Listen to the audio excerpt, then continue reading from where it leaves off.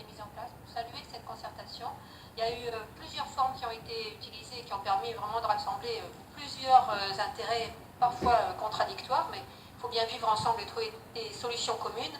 Il y a eu déjà des permanences du bus citoyen, il y a eu des balades sur place, des déambulations sur place, en présence d'ailleurs de l'équipe projet. Il y avait la concertation avec des usagers des lieux, des riverains, des pratiquants en vélo, des pratiquants en piéton, des personnes à mobilité réduite. Bref, vraiment une vraie concertation avec des affrontements parfois, mais qui ont vraiment fait évoluer le projet initial. Ça a été dit par plusieurs intervenants. Le projet a pu évoluer sur un point qui est quand même essentiel, parce que ce n'était pas gagné au départ. C'était vraiment cette voie commune qui était prévue tout du long en partage piéton et vélo, qui a pu être abandonnée, être modifiée, et on a maintenant la réalisation de voies qui sont séparées. C'est vraiment une évolution que nous saluons parce que c'est le gage de sécurité pour tous et de confort pour tous, effectivement, pour les cyclistes, mais bien évidemment aussi pour les piétons. On voit que le retraitement du quai Séneret notamment et Barbus vont rendre ces promenades, ces déambulations le long de l'Erdre beaucoup plus agréables et beaucoup plus faciles pour tous. Du coup, cette séparation claire des flux piétons et cyclistes devrait être la règle dans nos aménagements cyclables. Nous savons bien qu'il y a des contraintes architecturales, mais ça doit être la règle de base, parce qu'on voit que là où elle est réalisée, il y a une augmentation conséquente des déplacements à vélo.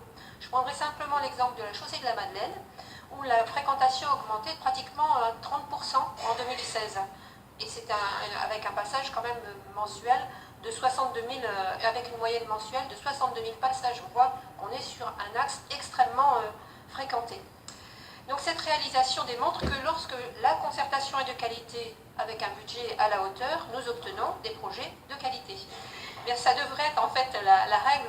Ce que nous aimerions, c'est que la même attention soit portée aux aménagements de quartier aussi, qui sont bien sûr réalisés avec des budgets de moindre importance, mais qui donnent parfois des aménagements un peu décevants, alors qu'on voit bien que c'est à la fois la qualité des aménagements structurants et la qualité des aménagements de quartier qui permettront d'atteindre l'objectif ambitieux que nous nous sommes nous-mêmes fixés, qui est que la part modale des déplacements en vélo passe de 3 à 12%.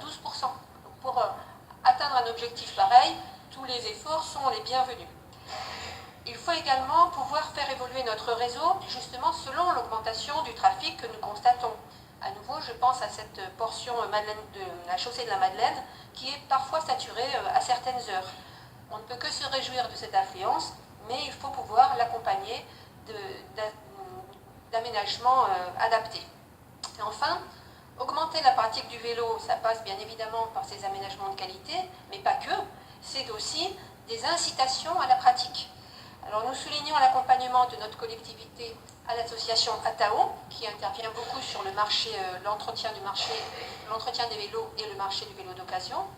Nous demandons le maintien d'aides financières pour l'achat d'un vélo, qu'il soit électrique ou pas. Et je pense aussi à l'indemnité kilométrique vélo, que notre collectivité est en train d'expérimenter jusqu'en septembre 2018, il me semble, sous réserve d'un bilan positif, mais je n'ai pas beaucoup de doutes là-dessus.